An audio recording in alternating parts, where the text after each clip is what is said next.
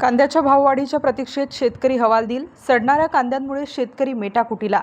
कांद्याच्या दरवाढीच्या प्रतीक्षेत असलेल्या शेतकऱ्यांची स्थिती दिवसेंदिवस अधिकच बिकट होत चालली आहे. बाजारपेठेत अपेक्षित दर मिळत नसल्यामुळे शेतकरी मोठ्या आशेने साठवून ठेवलेला कांदा सडू लागल्याने आर्थिक आणि मानसिक दडपण वाढले आहे. अभोणा परिसरातील तसेच कळवण तालुक्यातील बबन पवार, मानूर व मोहमुख गावातील शेतकरी विजय जाधव व बबन पवार यांनी याबाबत आपली व्यथा मांडताना सांगितले की आम्ही चांगल्या दराच्या आशेवर कांदा साठवून ठेवला होता, मात्र बाजारात दर मिळत नाही. दर मिळेपर्यंत थांबावं म्हटलं तर साठवलेला कांदा सडतोय आणि विक्रीस नेला तर हमीभावापेक्षाही कमी दर मिळतोय. यातून मोठा मानसिक त्रास होत आहे. विजय जाधव यांच्याप्रमाणेच अनेक शेतकरी या संकटाला सामोरे जात आहेत. उत्पादन खर्च, साठवणूक खर्च, वाहतूक खर्च, वीज बिल याचा बोजा प्रचंड वाढला असून त्यातच बाजारातील अनिश्चिततेमुळेच शेतकऱ्याची डोकेदुखी आणखीनच वाढली आहे. कांदा सडल्याने मोठे नुकसान सहन करावे लागत असून शासनाने अशा शेतकऱ्यांना तात्काळ आर्थिक मदत आणि प्रति क्विंटल नुकसान भरपाई जाहीर करणे आवश्यक आहे. शासनाने किमान 1000 रुपये प्रति क्विंटल नुकसान भरपाई जाहीर केली पाहिजे, जेणेकरून शेतकऱ्यांना आत्महत्या करण्यास प्रवृत्त व्हावे लागणार नाही, अशी मागणी विजय जाधव व इतर शेतकऱ्यांनी केली आहे. शेतकऱ्यांच्या या स्थितीकडे शासनाने तातडीने गांभीर्याने लक्ष देणे गरजेचे आहे, अन्यथा कांदा उत्पादक शेतकरी उद्ध्वस्त होतील, अशी भावना शेतकऱ्यांमध्ये व्यक्त होत आहे. मी बबन पवार, मानूर. मी यावर्षी कमीत कमी 10 ते 11 एकरावर कांदा लागवड केलेली होती.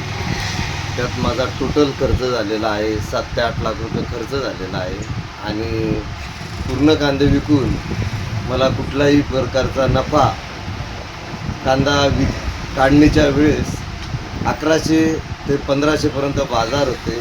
त्यावेळेस आम्ही कांदा साठवणूक करून उंच भावात विकू अशी अपेक्षा ठेवून कांदा साठवला. त्यानंतर कांद्याचे चाळींमध्ये कांद्याचं नुकसान झालं.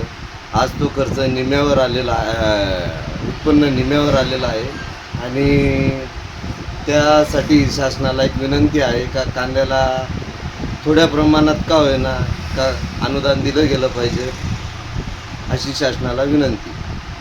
त्यांचे सगळ्या शेतकऱ्यांचे एकदाच कांदा लागवड आल्यामुळे मजुरांनी पण एकरी लागवडीचा खर्च जो 10-12 हजार रुपये एकरी होता तो 15 ते 16 हजारापर्यंत 17 हजारापर्यंत एकरी लागवडीचा त्यांनी मक्ता घेतला यावेळेस.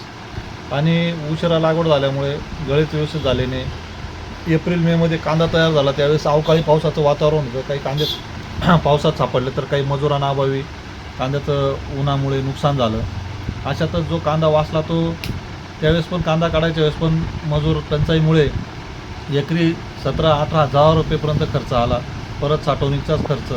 जो कांदा साठवला त्याच्यात पावसात भिजल्यामुळे आणि उन्हाच्या चटकामुळे कांदा आता तर सडूच लागला आहे, पण तो जूनपासूनच कांदा सडू लागला आहे. आणि आता जो बाजारात येतो आहे कांदा, काही कांदा खराब येतो आहे, काही चांगला येतो आहे.